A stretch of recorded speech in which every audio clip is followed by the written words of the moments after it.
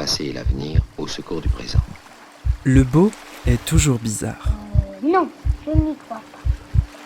Rien ne distingue les souvenirs des autres moments. Le bizarre est souvent beau. C'est cette bizarrerie qui le fait être particulièrement le beau. Le beau bizarre. Non, oui, pour moi, oui. De Zineb Souleimani.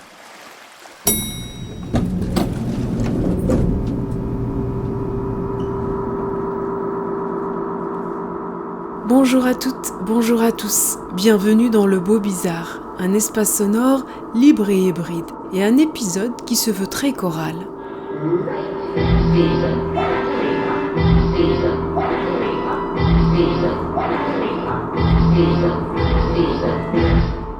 Son geste, traduire la partition musicale en partition chorégraphique. Sa langue se fait vibration en mouvement. Elle s'applique à inventer un langage chorégraphique propre à elle, mais la démarche est toujours collective et fidèle. Le Noir de l'étoile était le point de départ. Une partition électroacoustique certes, mais l'exercice semble connu. Pourtant, c'est vers un ailleurs plus intime que cette rencontre opère, et la mémoire entre en collision avec les pulsars, ces métronomes cosmiques. Le constat est triste. Oui, les étoiles meurent aussi. Et c'est en mourant que l'étoile devient un phare dans notre nuit. Et c'est ainsi que son vestige nous parvient, non par un boom, mais par un murmure. Et ce qui se murmure en silence, c'est d'accepter le rendez-vous avec le souvenir de l'enfance. Maud Blondel signait L'œil nu, un objet sensible qui se joue de notre perception, mais nous fait vivre une expérience intime et cosmique. Je suis heureuse d'avoir à mon micro Maud Blondel pour un épisode choral grâce à la précieuse participation de Maya Mas, Lou Colombani et Esther Velgar-Barbosa.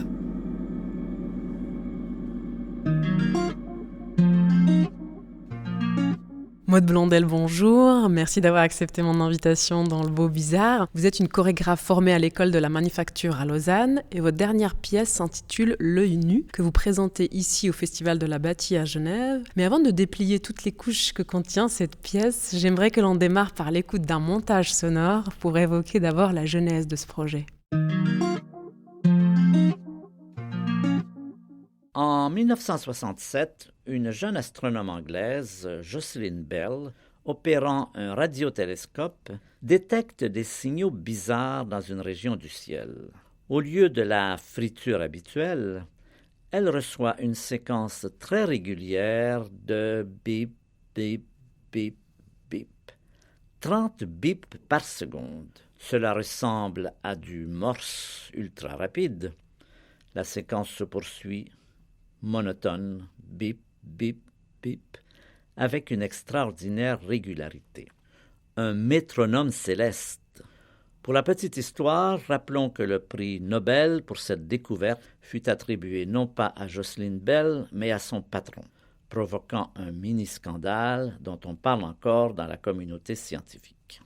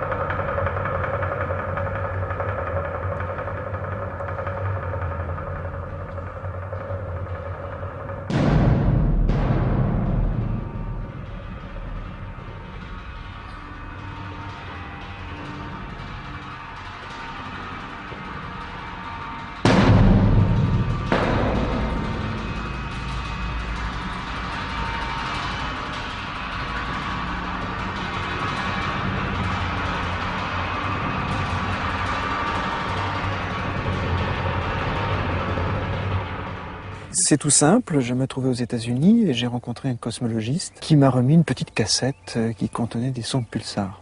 Et lorsque je suis rentré chez moi, j'ai écouté ça et j'étais immédiatement ému, non pas par la qualité du son, on en fait des bien plus intéressants en studio électroacoustique, mais par l'aspect affectif et conceptuel du son. Et quelques années plus tard, je suis rentré en France et j'ai rencontré Jean-Pierre Luminet et voilà, c'est là que toute l'histoire a commencé. J'étais très heureux d'être contacté par Gérard Griset parce que je suis amateur de musique contemporaine et je connaissais déjà ses œuvres et donc nous avons mis sur pied cette aventure musicale et astronomique. Et c'est vrai que les pulsars étaient adaptés pour le propos de Gérard, puisque les pulsars sont vraiment des métronomes cosmiques.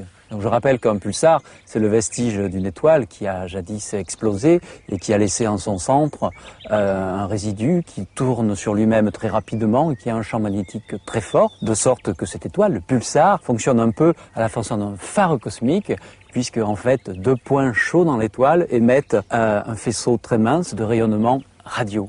Et lorsque ce rayonnement radio balaye la ligne de visée de la Terre et d'un radiotélescope comme celui-là, on capte une impulsion de rayonnement. Et les sons de pulsars, c'est-à-dire les coups que vous avez entendus, tac, tac, tac, tac, sont le reflet donc de la rotation extrêmement régulière de l'étoile, donc de véritables métronomes cosmiques qui chacun en plus ont leur rythme propre parce que les pulsars tournent à des vitesses différentes. Alors, les pulsars dans le noir de l'étoile, je ne les ai pas transformés, j'ai laissé le son tel qu'il était et j'ai fait en sorte que la pièce leur serve d'écrin.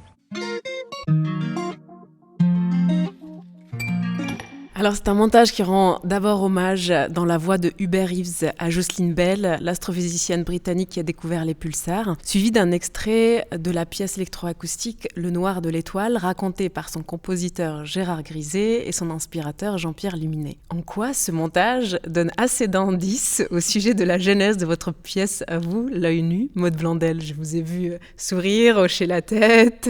Il se trouve que la genèse de ce projet, L'œil nu, c'est effectivement cette pièce musicale, Le Noir de l'étoile, puisqu'il se trouve que depuis 2019 à peu près, j'ai commencé à travailler à partir de pièces musicales existantes. Avant ça, j'avais déjà j'entretenais un rapport assez intime avec la musique en tant que matériau de création, de se dire quelle musique on convoque, pour plusieurs raisons, pour leur dimension esthétique, mais aussi pour leur dimension historique, et notamment dès la première pièce sur Touchdown, où j'avais travaillé sur la dimension du corps sacrifié, où j'avais travaillé donc à partir du Sacre du printemps de Stravinsky. Donc voilà, dès le début, il y avait cette espèce d'attirance, d'attrait sur comment le matériau musical pouvait aussi raconter quelque chose, avoir vraiment une valeur dramaturgique dans un projet. Et puis ensuite, il y a eu une autre pièce où là, j'ai travaillé avec Charlemagne Palestine, qui lui est un compositeur de musique minimaliste des années 60 et qui travaillait, il a un de ses instruments qui est la cloche, le carillon. Donc là, sur Ligne de conduite, il y avait toute cette dimension du passage d'une danse populaire à une danse ensuite qui a été récupérée par le christianisme et puis ensuite remis dans un cadre populaire, mais populaire dans le sens industrie du terme. Donc c'était vraiment la question de savoir comment ces danses de tarentelle avaient été transformées au cours de l'histoire. Donc voilà, là il y avait l'envie d'inviter Charlemagne Palestine pour pouvoir donner une dimension très populaire avec ce que représente même la cloche et le son de la cloche. Et puis en 2019, il y a eu un tournant où là je m'occupais plus de travailler à partir de pratiques existantes comme le cheerleading sur la première pièce ou la tarentelle sur la seconde, mais de travailler à partir de partitions musicales. Et donc ça, on a fait un premier projet avec la danseuse Maya Mas sur Mozart, sur les divertimenti de Mozart, donc les divertissements, qui est vraiment un genre musical à proprement parler. Et puis on a développé ça ensuite dans une seconde pièce qui s'appelle Double Septet, où là c'était à partir d'un double sextet de Steve Reich, où là effectivement toute la question de comment on génère du vocabulaire vient d'une traduction chorégraphique de la musique. Donc il y avait vraiment tout un travail de lecture musicale, puisque c'est une pratique que j'ai depuis que je suis enfant, puisque j'ai moi-même joué de la flûte traversière et donc fait du solfège. Et j'ai rencontré cette pièce, Le Noir de l'étoile, l'été 2020. Et j'ai été touchée exactement de la même manière que Gérard Griset le raconte, c'est-à-dire par la poétique de ces objets célestes-là, en me disant, premièrement, un peu basiquement, tiens, les étoiles meurent aussi, chose que je n'avais pas forcément imaginé, anticipé. Et puis à partir de là, la poétique pulsar, il se cachait quelque chose derrière cet objet céleste-là. Qu'est-ce qui se passe au moment de l'explosion du cœur d'une étoile? Qu'est-ce que c'est qu'un cœur qui continue de battre après explosion? Et effectivement, c'est cette dimension un peu cachée au départ, elle se situait dans le fait que en fait, moi j'ai perdu mon papa quand j'avais 2 ans et demi, et en fait cette perte-là vient d'un suicide par balle, puisque mon père s'est tiré 2 balles dans le cœur quand j'étais toute petite, et ça s'est situé dans les murs de notre maison, donc moi j'en garde la trace sonore en fait de cet événement-là. Et petit à petit, en travaillant sur le Noir de l'étoile, puisque j'en ai quand même fait toute l'analyse musicale, je me suis dit, ok, il y a quelque chose qui me parle poétiquement dans la dimension cosmique de ces phénomènes-là, mais finalement, il y a quelque chose d'autre à faire que de juste monter une pièce musicale comme ça s'était fait sur les 2 pièces précédentes.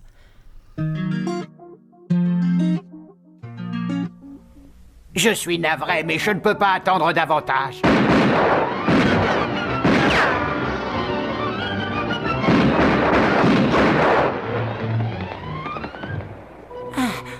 Va jeter un petit coup d'œil pour voir s'il est encore là.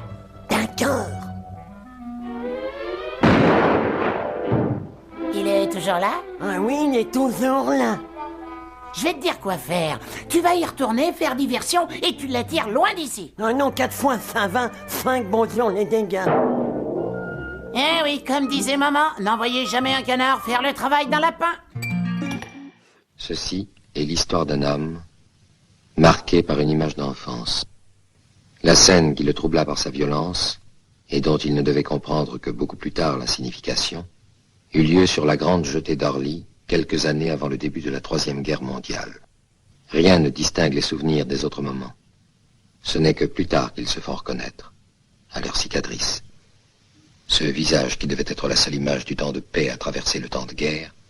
Il se demanda longtemps s'il l'avait vraiment vu, ou s'il avait créé ce moment de douceur pour étayer le moment de folie qui allait venir. Avec ce bruit soudain, le geste de la femme, ce corps qui bascule, les clameurs des gens sur la jetée, brouillés par la peur. Il vit un homme sans passion, qui lui expliqua posément que la race humaine était maintenant condamnée, que l'espace lui était fermé, que la seule liaison possible avec les moyens de survie passait par le temps. Un trou dans le temps, et peut-être y ferait-on passer des vivres, des médicaments, des sources d'énergie. Tel était le but des expériences, projeter dans le temps des émissaires, appeler le passé et l'avenir au secours du présent. Mais l'esprit humain a chopé. Se réveiller dans un autre temps, c'était naître une seconde fois adulte. Le choc était trop fort. Après avoir ainsi projeté dans différentes zones du temps des corps sans vie ou sans conscience, les inventeurs se concentraient maintenant sur des sujets doués d'images mentales très fortes. Capables d'imaginer ou de rêver un autre temps, ils seraient peut-être capables de s'y réintégrer. Alors là, c'est un montage avec d'abord l'extrait du dessin animé Bugs Bunny, l'épisode Conflit de canard, suivi d'un extrait du film La Jetée de Chris Marker, qui convoque ces expériences faites sur des humains, dont un qui a une fixation sur une image de son enfance. Et avec ce montage, je voudrais questionner la capacité à se reprojeter dans le souvenir qui est une des couches qui composent cette pièce. Et de votre souvenir d'enfance, vous dites avoir entendu et rien vu, avoir entendu les détonations qui sont nombreuses dans cet épisode de Bugs Bunny que vous étiez peut-être en train de regarder enfant à ce moment-là, confondu avec les détonations qui ont sonné dans la pièce d'à côté, des détonations que vous gardez aussi dans la bande sonore et qui rythment et guident le mouvement des danseuses et danseurs dans votre pièce L'œil nu. Mais comment se fabrique le souvenir, votre souvenir? Qu'est-ce qu'il en reste au présent? Et comment la mémoire travaille aussi pour réactiver les bribes du souvenir, je dirais? La question de la mémoire, elle est effectivement mise en jeu dans cette pièce. Même, je pourrais dire que c'est la question de la mémoire, voire du trou de mémoire. Parce qu'effectivement, dans cette pièce, c'est raconté et c'est dit tel quel. De ce souvenir-là, de ce soir-là, j'ai très peu de souvenirs. J'ai un souvenir sonore qui, peut-être même celui-ci, est biaisé par les années qui sont passées, puisque ça a eu lieu déjà il y a plus de 30 ans. Et l'idée, c'était justement de ne pas forcément vouloir replonger dans des mémoires réelles. En tout cas, moi, j'avais la sensation que c'était plutôt dans le fait de ne pas me souvenir ou dans les zones d'ombre que j'avais envie d'aller chercher. Justement parce que je pense que notre travail, en tout cas pour moi dans cette pièce-là, il n'y avait pas un souci réaliste de reconstitution, mais vraiment de peut-être plus, je pourrais dire, de sublimation. Et pour ça, du coup, de se dire que la mémoire, elle était à libérer, ou en tout cas les images, elles étaient à libérer, parce que je pense que ce qui se passe dans cette histoire-là, c'est que dans le cadre d'un suicide d'une, il y a beaucoup d'amnésie, au point de vue familial, c'est-à-dire que la famille oublie et omet beaucoup d'éléments en fait autour de ça. Donc moi j'ai quand même fait un travail de reconstitution auprès de certains membres de ma famille. Je suis même allée chercher auprès de l'hôpital de Dreux, là où mon père est décédé, pour récupérer le rapport médico-légal. Enfin, il se trouve qu'en fait ces rapports-là ils sont détruits 10 ans après la mort du patient. Donc en fait il y avait presque une impossibilité de toute façon à faire mémoire avec des éléments réels. Donc voilà, assez vite j'ai compris en fait que c'était ailleurs qu'il fallait travailler, et effectivement des éléments en fait de récits que ma famille me faisait, ou que nous-mêmes avec mon frère on reconvoquait un peu chaque année parce qu'on avait besoin de redérouler cette histoire-là. Je pense que ce qui s'est passé, c'est qu'à force de faire récit avec des mots qui sont assez traumatisants en plus du geste qu'il l'est, ça a créé des images en moi assez violentes, et donc c'était ces images-là que j'ai eu envie de mettre en scène, mais avec une volonté de ne pas travailler la dimension pathétique de cet événement-là, mais de travailler le tragique avec une certaine forme de vitalité, avec une certaine forme d'absurde, et voire même une certaine forme d'humour. Voilà, donc le dessin animé, il vient effectivement à la fois poser une part de souvenir. Évidemment, c'est pas le dessin animé que je regardais ce jour-là parce que j'ai pas cette mémoire si précise, mais il y avait vraiment cette volonté de pouvoir travailler sur quelque chose qui crée de la confusion. Et ce dessin animé-là, il est super parce qu'effectivement, ils passent leur temps à se mettre des coups de feu, et les mécanismes burlesques de ces cartoons-là de l'époque pouvaient permettre justement un imaginaire burlesque qui après, on s'en est emparé ensuite pour travailler même une certaine forme de gestuelle. Mais si je reviens à l'extrait pour y attraper comme ça quelques phrases et continuer un peu sur l'idée de la mémoire, rien ne distingue le souvenir des autres moments, ce n'est que plus tard qu'ils se font reconnaître à leurs cicatrices, ou encore appeler le passé et l'avenir au secours du présent. Des phrases qui m'amènent à la question du rendez-vous avec le souvenir, en fait. À quoi on reconnaît ce rendez-vous, puisque j'ai l'impression que c'est la première fois que vous mettez un peu au travail et une matière autobiographique, non ? Oui, tout à fait.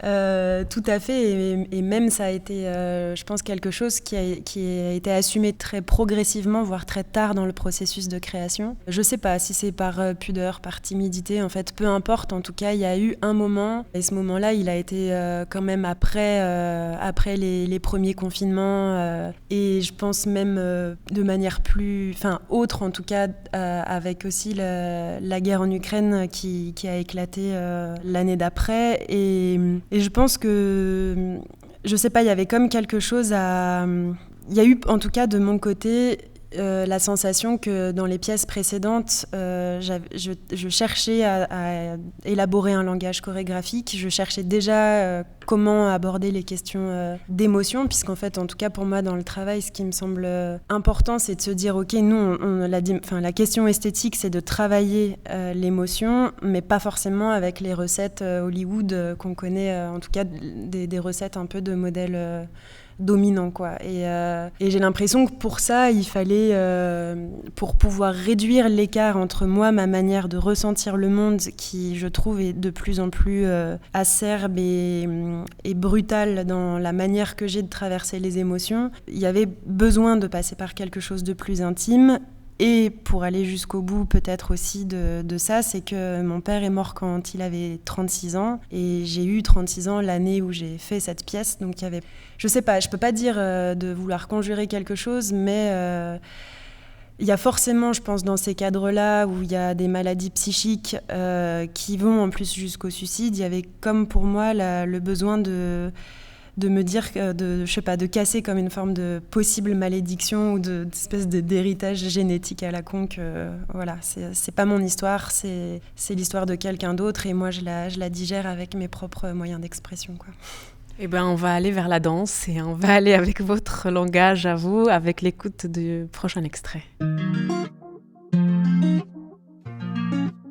Je dirais donc, pour commencer, chorégraphier, c'est incarner une abstraction.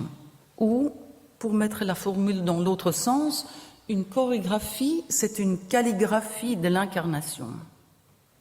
Deuxième définition.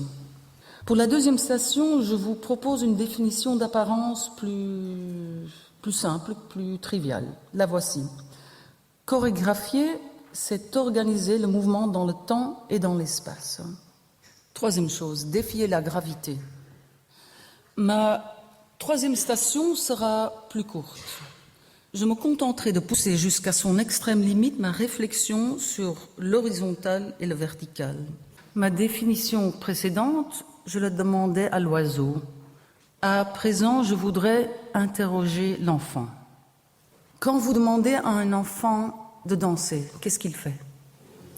Il saute, ouais. Il tourne. Pour l'interpréter selon mon propre système de coordonnées, nous dirons que cet enfant est plus vertical, ami du ciel et de la terre, s'il saute, et plus horizontal, ami des humains, s'il se met à tourner en ouvrant les bras. Que puis-je en déduire pour vous offrir une nouvelle définition de l'art chorégraphique, de l'art de danser? Je poserai ceci. Chorégraphier, c'est faire sauter et tourner. Me voici à ma cinquième et dernière définition de la chorégraphie. C'est peut-être la plus récente de toutes, celle dont j'ai trouvé les mots le plus tard dans mon parcours. Elle ne peut d'ailleurs se comprendre, il me semble, qu'éclairée par les 4 premières. Je n'aurais pas pu commencer par elle, car elle vous aurait sans doute semblé absurde ou en tout cas un peu grandiloquente. Cela se dit comme ceci. Chorégraphier, c'est célébrer notre humanité. Alors c'était un exercice délicat puisque c'est un montage de 3 minutes pour une synthèse d'1 heure de conférence d'Anne-Thérèse Edgars-Mecker qu'elle a donnée au Collège de France pour tenter après 40 ans de carrière de définir ce que ce serait l'acte, le geste de chorégraphier. Est-ce que vous seriez d'accord avec l'une ou toutes ces 5 définitions qu'elle donne et comment vous définiriez votre sens du geste chorégraphié ? Vaste question. J'ai pas encore 40 ans de carrière. Il faudra me laisser quelques années pour y répondre. Non, évidemment, c'est très bien résumé et la synthèse est absolument parfaite dans ce montage. C'est très difficile pour moi de synthétiser tout ça, en tout cas dans ce qu'elle dit, ce rapport de défiance à la gravité, ça oui, et encore plus dans cette pièce. En tout cas, moi, je peux facilement me remettre à ses propos puisque Anne-Thérèse, c'est quelqu'un qui m'a beaucoup, moi, inspirée dans mon parcours, pour plusieurs raisons. Déjà par une pratique qui est pas si récente, mais qui fait partie de ces peut-être 10 dernières années, où elle a développé un principe qui s'appelle « My walking is my dancing », où en fait tout le principe de cette pratique-là vient de comment elle traduit un transfert entre 2 notes musicales par un transfert de poids, et c'est exactement ce que nous, on met en jeu en fait dans les pièces depuis le virage plus musical à partir de Divertimenti. Donc effectivement, il y a une grande source d'inspiration dans ce que Anne-Thérèse a fabriqué depuis les 40 dernières années. Ce qui, moi, me séduit aussi beaucoup chez Anne-Thérèse, je dirais que c'est justement comment elle élabore des systèmes, puisque souvent, moi, c'est aussi le cas. Et après, peut-être que ce qui, moi, m'a intéressé de faire, en tout cas dans cette dernière pièce, c'est non seulement l'élaboration d'un système, mais c'est aussi de chercher à le faire délirer et de chercher à le faire dégénérer intégré. Donc là, c'est encore une approche différente et une étape supplémentaire. Peut-être juste ce que je pourrais dire par rapport à la question de la chorégraphie, c'est que moi, ce qui m'intéresse là, en tout cas depuis quelques années, c'est à la fois de vraiment travailler sur mettre des corps en rapport, et c'est de travailler beaucoup les questions d'interdépendance entre les corps. Comment raconter le travail de Maud ? Moi, du coup, je pourrais le raconter seulement de mon point de vue d'interprète, de l'intérieur, vraiment du dedans de la matière. Moi, il y a une chose qui m'a assez marquée et qui continue de me passionner, c'est la question de l'invention d'un langage et de l'invention de rapports. Et du coup, de se dire que tout le processus de création, on va travailler à inventer un langage et à inventer d'autres types de rapports entre les corps et la musique, entre les corps et la lumière, entre la lumière et la musique. Enfin, entre chaque sujet de la pièce, de l'œuvre, on va chercher à inventer d'autres types de rapports que ceux qu'on connaît dans la société. Donc pour moi, c'est absolument politique de travailler comme ça et assez passionnant. On cherche vraiment, il y a vraiment un espace d'invention de type de rapport. C'est du coup absolument lié au fait que c'est toujours des pièces de groupe et que du coup on va tout le temps, on va chercher quel est le langage qu'on va parler ensemble et comment on va se parler, et ensuite c'est comment on parle cette langue ensemble et comment on peut inventer d'autres choses que celles qui existent et contre lesquelles on va se soulever. En tout cas, moi, c'est évident que je veux aller contre le système qui existe, c'est-à-dire le système capitaliste, patriarcal, raciste, écocide, etc. Et donc là, l'espace de création, il m'offre un espace de possibilité d'invention, un souffle en fait, de pouvoir se dire il y a autre chose qui est possible. Je pense qu'il y a une chose qui est importante dans le travail de Maud, c'est la question du travail des perceptions. Donc une fois qu'on a une matière, c'est comment on va la regarder en fait. Et du coup là, on met en travail des matières physiques avec des outils chorégraphiques. Ça peut être la question du temps, de l'espace, de la qualité d'un mouvement, de comment on va incarner, interpréter. Et du coup, comment il va être regardé. Donc c'est des choses parfois très subtiles, mais qui sont vraiment opérantes. Encore avec cette question du langage, il y a une chose importante, c'est la question de la traduction. Et je pense qu'elle se passe à plusieurs niveaux. Il y a une traduction du coup chorégraphique d'un travail plutôt intellectuelle ou une pensée que Maud va traduire en questions formelles, ou du coup des questions de plateau. Et du coup, un problème philosophique peut devenir un problème spatial et chorégraphique, et du coup poétique et sensible. Donc il y a la question de la traduction, du langage, de la perception, des rapports. Voilà, c'est des mots qui, je pense, sont importants dans la méthode de travail de Maud.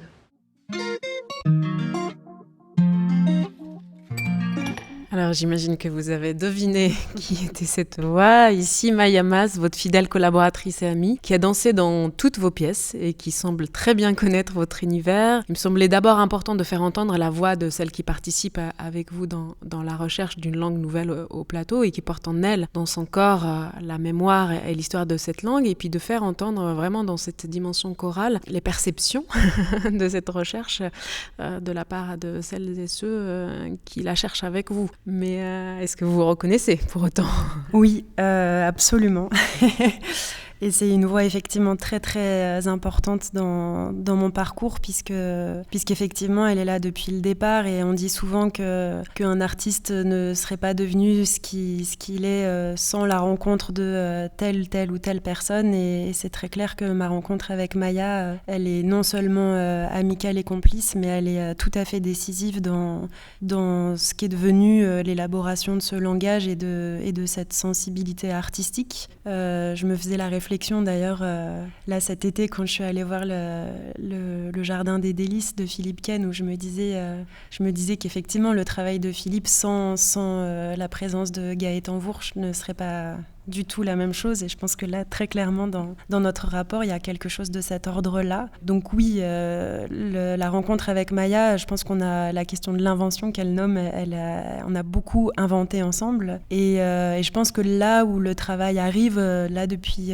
peut-être les 2 dernières pièces, c'est justement il y a une vraie évolution, puisque au départ dans les premières pièces que je faisais, il y avait l'idée d'un corps, il y avait déjà la question de la communauté qui était en jeu dès la toute première pièce, mais il y avait l'idée d'un seul corps. Il y avait la question beaucoup d'uniformisation d'une communauté. C'était tous les corps devaient ressembler, puisque j'avais travaillé sur la figure de la cheerleader, c'était un seul corps, un corps normé par la pratique qu'on étudiait. Et puis ça a commencé à se développer jusqu'à Double Septet dans le duo entre Romane Pétavin et Maya Mas, où là il y avait vraiment l'idée de peut-être plus s'ouvrir sur l'observation des danses urbaines desquelles je viens pas du tout, donc c'est quelque chose dont je peux pas me prétendre active, mais par contre très active dans l'observation, et notamment l'observation de comment fonctionnent ces danses. Et ces danses-là, elles fonctionnent toujours par Maya parle de langage, et c'est vraiment ça, c'est la codification, l'élaboration d'un langage dont les codes sont connus et partagés par tous et par toutes, mais avec une vraie singularité dans la manière de signer un mouvement ou de venir exprimer,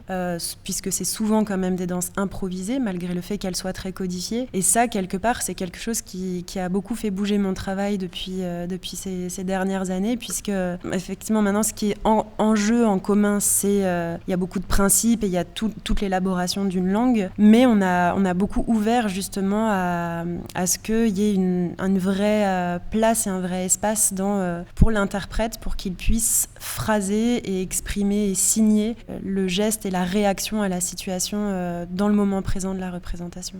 Justement, pour vraiment aller chercher ce point-là dans la dernière pièce que vous venez de créer, où Maya Mas est une des interprètes, on va l'écouter parler de ce travail-là. Dans ma sensation, j'ai l'impression que c'est une pièce qui vient vraiment libérer quelque chose à plusieurs endroits, mais du coup à l'endroit de l'écriture, où on était avant vraiment dans des partitions très très précises, et où là il y a un peu plus de jeu avec la partition, plus de possibilités de jouer avec des codes, plus que de vraiment être dans une partition exacte. Donc là on est vraiment sur une pièce qui peut différer d'un soir à l'autre encore plus que les autres. Je pense que la grande nouveauté dans cette pièce, c'est que il y a une histoire très intime que Maud livre avec l'œil nu, qui est son histoire. Et là où je pense que dans des pièces précédentes, en tant qu'interprète, on était comme les vecteurs d'une part de l'intimité de Maud qui venait se traduire à travers nos corps dans le spectacle. Là, en fait, comme il y a son histoire qui vient prendre forme sous la forme d'un texte qu'elle a écrit et qui est projeté. Du coup, c'est comme s'il n'y avait plus besoin que ça passe par les corps des interprètes. C'est directement sa voix qui est au plateau avec nous. Du coup, j'avais plus la sensation de non pas porter sa voix, mais d'avoir nos voix à côté de la sienne. Après, à partir de cette histoire, il y a d'autres choses qu'elle a mis en travail. Il y a vraiment la question des échelles dans cette pièce qui est importante. Du coup, l'échelle intime du système intérieur d'une personne, le système plutôt social, où du coup on est dans ce collectif qui va évoluer dans un système, et le système cosmique, où là on est dans quelque chose de beaucoup plus grand.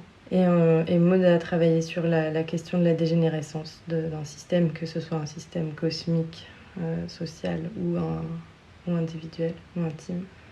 Et il y a une autre chose qui pour moi marque une différence avec les pièces précédentes, c'est la question du rythme. Dans l'œil nu, on est sur une progression rythmique beaucoup plus hachurée, avec beaucoup plus de ruptures. Et du coup, il y a la sorte de double temporalité, à la fois des ruptures spatio-temporelles dans le spectacle, Et en même temps, le fait qu'on est dans une temporalité continue, puisqu'on est au plateau en temps réel, de telle heure à telle heure. Et ça, je trouve assez passionnant de pouvoir jouer avec ces différentes couches de temporalité et de pouvoir être pris d'un coup dans un autre état de corps, revenir encore à un autre état de corps, mais en même temps, le corps, il est dans une continuité aussi d'effort, de transpiration, de vécu, quoi.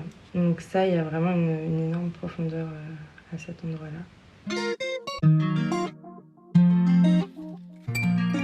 Alors il y a beaucoup de choses dans ce qu'a dit Maya dans ces petites 3 minutes.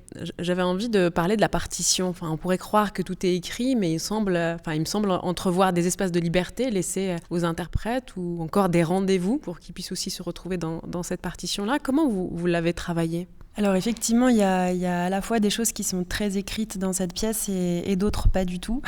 Ce qui est écrit, c'est effectivement, repose sur une partition musicale qui, elle, vient en fait d'une traduction de la musique qu'on a composée avec Denis Rollet et Flavio Virdi. Cette partie, il y a donc une première pièce, il y a une première partie dans la pièce qui est elle plutôt qui repose sur des principes de jeu où il n'y a pas d'écriture musicale, où c'est vraiment plutôt des pratiques spatiales de comment on cherche à transformer l'espace. Et puis la deuxième partie, quand rentre la partie rythmique musicale, à ce moment-là, les danseurs ont tous une même partition, c'est-à-dire qu'ils vont danser à l'unisson cette partition-là, mais avec des principes et des consignes communes et qui peuvent interpréter un peu comme ils le sentent au moment où ça se passe. Ces choses-là, en fait, elles viennent du fait que, effectivement, ce que je racontais tout à l'heure sur la question de la traduction de la musique vers la danse vient du fait que ça repose que sur des questions de transfert de poids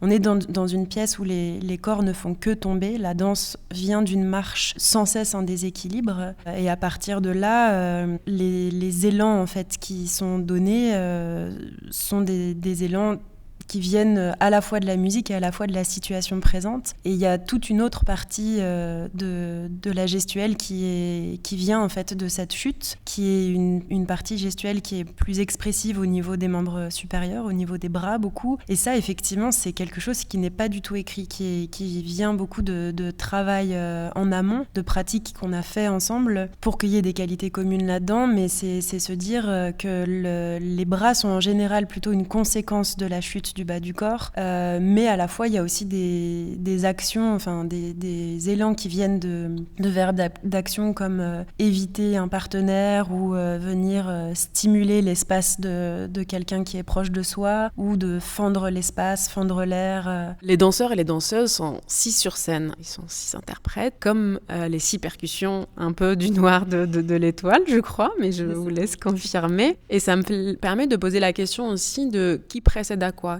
Quelle écriture précède à quelle écriture ? Est-ce que c'est le son et la bande-son qui était déjà posée, écrite, et qui vient donner les fameux rendez-vous dont vous parliez pour la partition chorégraphique ? Comment ça se passe ? Alors là, sur cette pièce, ça s'est fait justement, on va dire vraiment en parallèle, puisqu'il n'y avait plus d'œuvres musicales préexistantes, mais il y a quand même des principes en fait qui ont été développés par Gérard Griset qu'on a retranscrit finalement beaucoup dans la première partie. Qu'est-ce qui se passe, juste par la rotation. Déjà, comment on construit un système gravitationnel, comment on peut travailler sur des questions de dilatation ou contraction.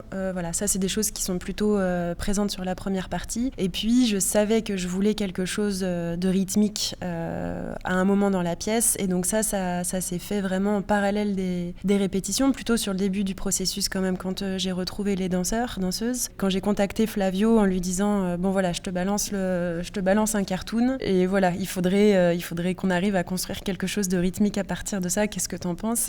Il a écouté le cartoon, il m'a dit tu me laisses 24 heures. Et puis au final, je crois que 3-4 heures plus tard, il m'a envoyé juste un tout petit extrait prototype comme ça de l'idée d'avoir samplé ces fragments de voix en fait du cartoon, où en fait lui il travaille à appuyer l'expressivité et mélodique et rythmique des voix. Et je lui ai dit super, ça marche. Et puis il me me dit, mais t'en as besoin de combien de temps ? Je lui dis, il faut que ça tienne 25 minutes. Il m'a dit, c'est mort, ça tiendra jamais. Et je dis, si. Et du coup, à partir de là, on s'est posé. Il a composé, je crois, 2 minutes, 1 minute 30, 2 minutes. Et puis à partir de là, on s'est mis tous les deux. Et puis après, on a fait tout un travail d'editing pour que cette composition-là, elle puisse tenir dans la durée et faire toute la deuxième partie du spectacle.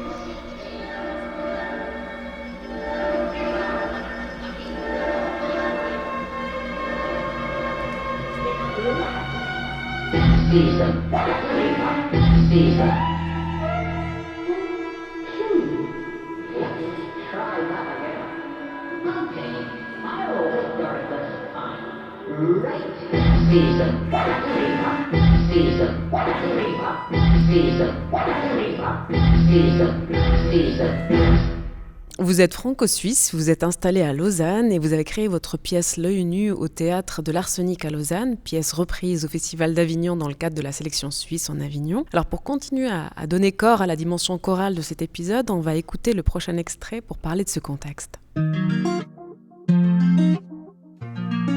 La sélection suisse en Avignon, c'est un dispositif de promotion de la création suisse contemporaine, danse, théâtre, performance. Ce projet existe depuis 2016.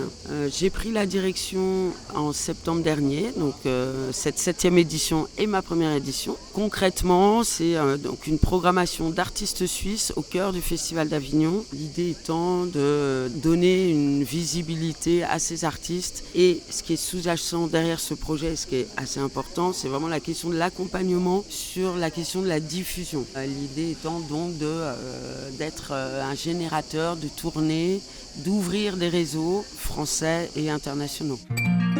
Alors Maud, la première pièce que j'ai pu voir, c'est Ligne de conduite au Théâtre de la Ville il y a quelques années. C'est un travail qui m'avait beaucoup intéressé à l'époque pour plusieurs raisons. À la fois l'exigence de l'écriture, d'une écriture chorégraphique et aussi tout le travail d'environnement sonore. Si je me souviens bien, c'était Charlemagne, je crois, qui était le compositeur. Et donc ce lien danse-musique très pointu, très fort. Voilà, ça c'est une des choses qui m'avait beaucoup marqué. J'ai suivi ensuite et pu voir Divertimenti, alors là, qui était vraiment comme un petit cadeau, une pièce très jouissive, avec Maya Mas qu'on retrouve, qui était d'ailleurs dans Ligne de conduite, qui est un peu une danseuse très proche de Maud, qu'on retrouve dans L'œil nu également. Donc Maya Mas et un trio de musiciens, une création magnifique. On peut dire que je connais le travail de Maud. Et comment on en est arrivé là ? Moi, en prenant la direction de la sélection suisse, nous avons pu nous rencontrer avec Géraldine Chailloux, donc co-directrice de la programmation du festival, pour commencer un dialogue autour d'artistes qu'on pourrait présenter ensemble. Et dans nos échanges, très vite, le nom de Blondel est arrivé. Je crois que déjà, il y avait de la part de Géraldine et de ma part une confiance dans cet artiste qu'on suit l'une et l'autre depuis un petit moment. Et à la lecture du projet, oui, il y a eu comme une évidence. Et c'est vrai que la question du lieu était assez importante. Et ça, c'est vraiment Géraldine, et je la remercie pour cela, qui a eu cette intuition que ce serait vraiment magnifique pour ce projet, à la fois dans les intentions et les images qui pourraient en advenir, qu'on présente la pièce au grand cloître du cimetière de la Chartreuse. Une intuition qui s'est révélée extrêmement juste. Alors moi, j'ai pu voir la création à l'Arsenic, la pièce était là et vraiment elle était déjà magnifique, mais là au grand cloître ça a ajouté une dimension magique, quoi. Vraiment, c'était sublime.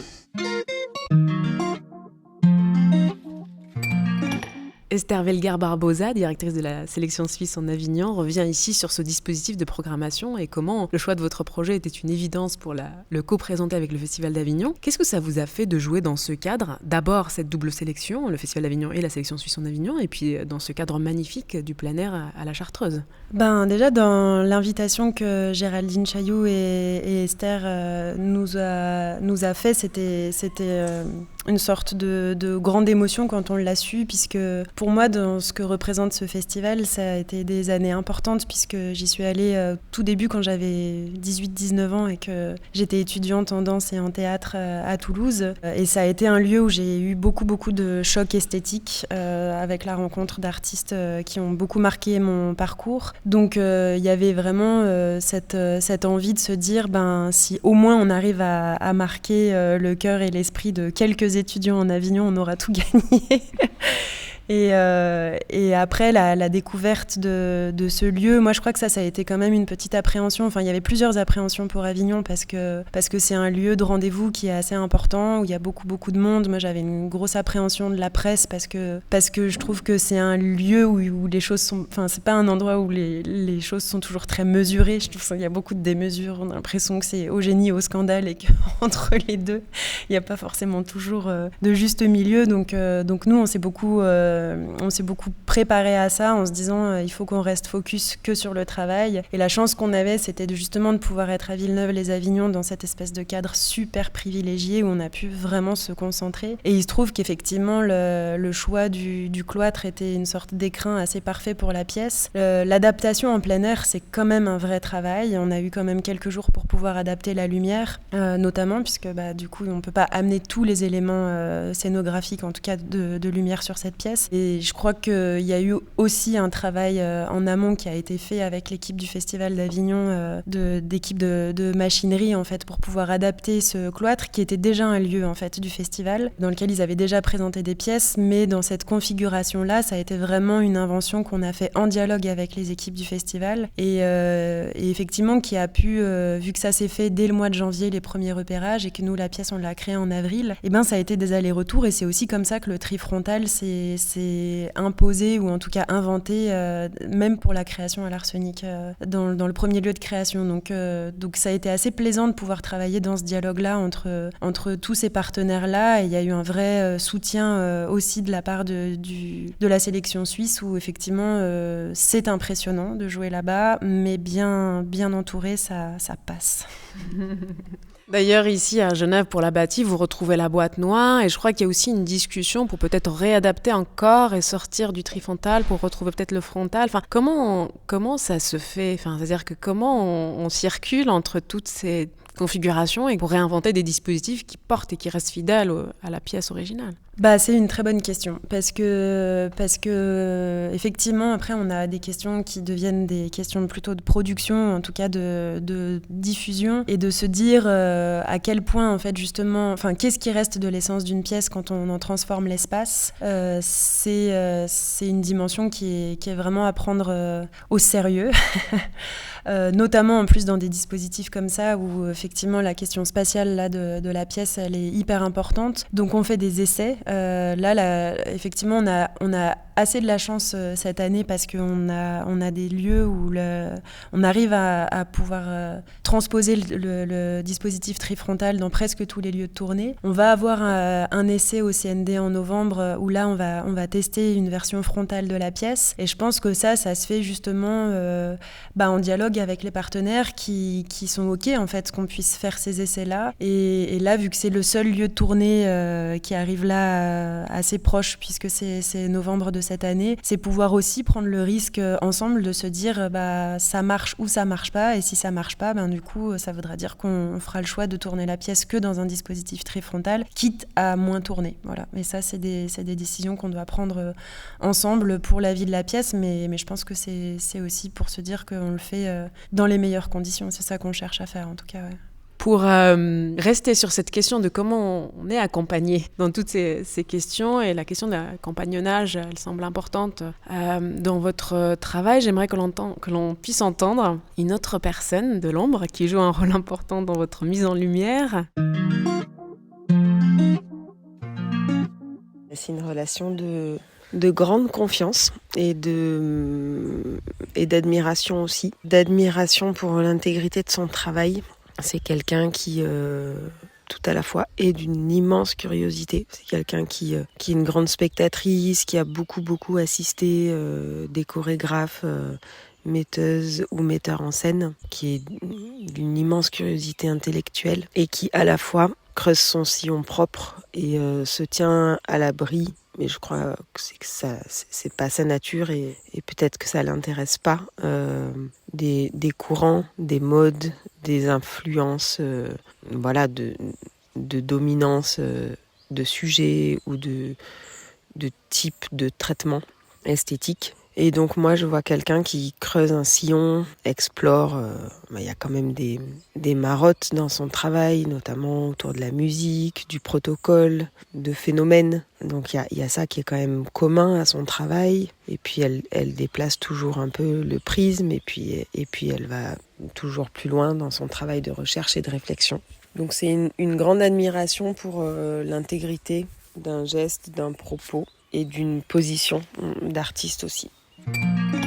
Notre relation, elle a commencé en 2016 à l'occasion du festival Parallèle 6. Je l'avais invité Maud avec sa première pièce, qui était sa pièce de fin d'études de sortie de la manufacture à Lausanne, qui s'appelait Touchdown et qui avait comme sujet les cheerleaders, donc ces jeunes filles qu'on appelle ici pom-pom girl, qui animent les temps morts lors des grands divertissements de la société américaine, matchs de foot américains ou grands concerts, voilà, donc des grands moments de liesse et de masse et souvent masculins, qu'elle avait mis en frottement avec le sacre du printemps et donc le sacrifice de la jeune femme, et elle étudiait comment le corps de la femme jeune était mis en sacrifice pour le temps du divertissement ou de la bonne récolte, voilà. Et donc c'est un projet que je n'avais pas vu, mais la conversation avec Maud m'avait suffi pour l'inviter en clôture du festival au Théâtre du Merlan, qui est maintenant devenu le ZEF, la scène nationale de Marseille. Et ça a été un moment hyper puissant, parce que donc on était devant une jauge de 400 personnes. Pour Maud, je pense que c'était pas rien comme invitation, et pour moi non plus.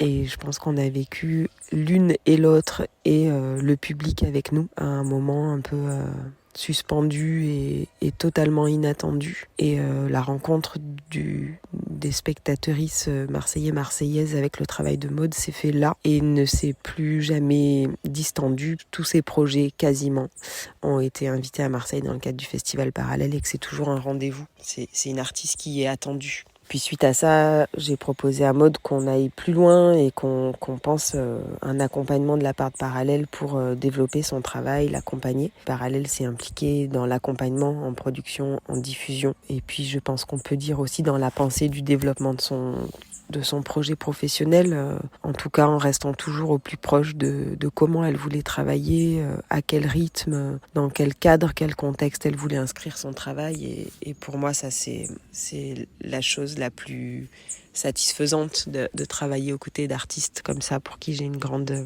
admiration, une grande amitié, et de réfléchir avec elles et eux à comment est-ce qu'on peut vraiment penser cette relation au long cours. Mais ce que je peux dire, c'est que j'ai la sensation d'une éclosion, d'une explosion. Pas une explosion dans le sens où d'un coup c'est l'immense, la visibilité, la reconnaissance, etc. Parce que ça, je pense que Maud est très très sage par rapport à ça. Même si c'est le cas, je veux dire, cette visibilité à Avignon, évidemment qu'elle est puissante et qu'elle est importante et qu'elle est riche pour le travail de Maud, mais en tout cas en termes de travail artistique et esthétique, j'ai la sensation que Maud, qui travaillait jusqu'à maintenant sur des pièces formelles, des recherches, des mises en relation de phénomènes, des protocoles de travail, etc., et c'était déjà d'une immense richesse, là, est aller un peu plus au contact d'elle-même et donc de son intimité. Et ça va bien au-delà de l'histoire, je dirais, de son histoire personnelle qui, si le travail se limitait à ça, je dirais que ça pourrait nous toucher encore plus si on la connaît et si on l'aime, ce qui est mon cas. Mais je crois qu'elle est arrivée à élargir cette question de l'intime à toutes et à tous. C'est-à-dire que moi, ce que j'ai vu à l'Arsenic, où la pièce a été créée, et à Avignon, c'est un public qui sort profondément touché. Et je pense qu'en effet, ce n'est pas que à propos de l'histoire de Maud, mais c'est une pièce qui ramène à soi, parce que pour moi elle touche à des choses très très profondes qui sont bien sûr l'enfance, bien sûr le trauma, et aussi la relation à la mémoire, à comment les souvenirs se construisent, comment la mémoire fonctionne, protège, se perd, bug, et puis comment est-ce qu'on relie ça au grand, au très grand, au cosmos. Et je pense qu'on a besoin de ces mises en relation, et qu'on a besoin à la fois d'être au contact avec notre plus profond et notre plus intime, et en relation avec ce qui nous dépasse, avec le très grand, et qui nous relie. Et je pense que du coup, c'est une pièce qui est à la fois d'une très grande délicatesse, d'une très grande finesse dans sa construction, d'une très grande intelligence dans comment elle procède, et à la fois d'une puissance qui pour moi est assez rare. Lou Colombani est la directrice de la plateforme Parallèle, sur à la fois l'accompagnement des artistes, mais aussi sur la programmation du festival Parallèle pluridisciplinaire, et qui a lieu en janvier à Marseille. C'est important pour vous de bien choisir de qui vous entoure et de veiller à entretenir une certaine qualité de la relation, une certaine fidélité aussi, visiblement ? C'est essentiel. C'est absolument essentiel, et de la même manière qu'on disait tout à l'heure qu'un artiste n'aurait pas du tout le même parcours sans la rencontre de certains interprètes, on peut le dire de la même manière, voilà, pour ce que c'est qu'un rapport entre un artiste et un producteur ou une productrice. Ça me fait penser d'ailleurs à Lars von Trier, qui disait ça dès ses premières années, qu'il n'aurait jamais eu le même parcours sans son producteur, déjà dès le projet Dogma. Oui, c'est absolument essentiel, et ce que moi j'ai aimé dans la rencontre avec Lou, c'est déjà l'audace de l'invitation de se dire de faire une clôture de festival sur une espèce de très grand plateau comme ça, où c'était très vertigineux pour nous, et aussi très rapidement la question qu'elle m'a posée quand elle m'a proposé l'accompagnement, c'est qu'elle m'a vraiment posé la question de quoi as-tu besoin, ce que j'ai trouvé assez exceptionnel, parce que je trouve que ça pose tout de suite la question de comment soi-même on se pose la question de la responsabilité de effectivement on en est où, de quoi on a besoin. Nous on savait qu'effectivement il y avait un ancrage en Suisse, puisque moi je réside en Suisse et que la compagnie est à Lausanne, donc on savait que pour trouver des moyens de production on pouvait déjà compter sur cet ancrage là. Par contre, ce qui était beaucoup plus délicat au départ, c'était de pouvoir ouvrir un réseau de diffusion, en tout cas des partenaires, pour pouvoir montrer le travail à l'étranger, et ça a été un vrai soutien. Mais je pense que c'est effectivement pas du tout que ça, c'est une relation en fait qui dépasse même juste les questions de production, diffusion. C'est aussi comment on peut parler de ces interrogations, et je pense que ça va vraiment dans les deux sens. C'est à la fois de se dire oui, il y a des moments en fait de grande exaltation, mais il y a aussi des moments de doute dans un parcours artistique, et je pense qu'en fait quand on discute avec les programmateurs, c'est la même chose. C'est qu'il y a des moments où en fait le monde y change vite, qu'on sait plus toujours où sont les préoccupations, et que c'est vraiment en discutant ensemble mais c'est vraiment aussi ce que je fais avec d'autres partenaires comme Patrick Doram de l'Arsenic, avec qui aussi il y a une grande fidélité, ou là dans la maison dans laquelle on est là présentement avec Anne Davier et Cindy Van Acker pour le pavillon de la danse. C'est effectivement des relations qui maintenant s'ancrent depuis un certain temps, et où il y a un vrai échange en fait sur les préoccupations, pas seulement de l'artiste, mais vraiment les préoccupations de chacune. Et je pense que ça, il y a que par cet échange-là qu'on arrive à se comprendre et à construire des choses ensemble, quoi. Alors, pour presque terminer cet épisode, je crois que Mayamas a une question pour vous. Est-ce que ça vous dit de l'écouter ? Oui, carrément. Ouais, Maud, j'ai une petite question pour toi. C'est quoi une étoile pour toi ? Trop dur. C'est beaucoup trop dur. C'est quoi une étoile pour moi ? C'est quelque chose qui naît, qui se développe et puis qui disparaît, comme tout le reste. C'est ainsi que finit le monde, pas sur un boom, mais sur un murmure. La pièce se termine avec les derniers mots du poème de T.S. Eliot. Alors pour terminer vraiment notre échange, j'aimerais vous demander qu'est-ce que cette dernière phrase projetée dans la pièce dit du projet, ou dit peut-être de vous ? Je sais pas, je crois qu'il y avait vraiment la question du son qui était tellement présente en fait au cœur de ce projet-là, et d'un son qui est brutal, violent, puisqu'on parle de son de détonation, qui est cette espèce de fantôme d'un souvenir, et de se dire que peut-être derrière ça il y a aussi il y a le bruit du monde, je sais pas, peut-être, mais des choses qui se disent en silence. Enfin, en tout cas, moi j'ai l'impression qu'en ce moment il y a beaucoup de bruit autour de moi, ou en tout cas peut-être que je suis de plus en plus sensible au bruit du monde, et que finalement il y a aussi beaucoup de choses qui se disent dans des choses plus silencieuses ou des choses plus mystérieuses. J'ai une attention peut-être plus accrue à ça, aux choses qui se disent entre les lignes ou à demi-mot, ou en silence parfois aussi, c'est bien. L'œil nu sera au Centre national de la danse du 16 au 18 novembre, en janvier au CNDC d'Angers et en février au Festival Parallèle à Marseille. C'était Le Beau Bizarre, un podcast du studio indépendant Audio Sauti, disponible sur les plateformes d'écoute, et si vous appréciez ce travail, sachez qu'il est désormais possible de le soutenir. Vous trouverez le lien Tipeee dans la bio. Merci de votre écoute et merci de votre soutien.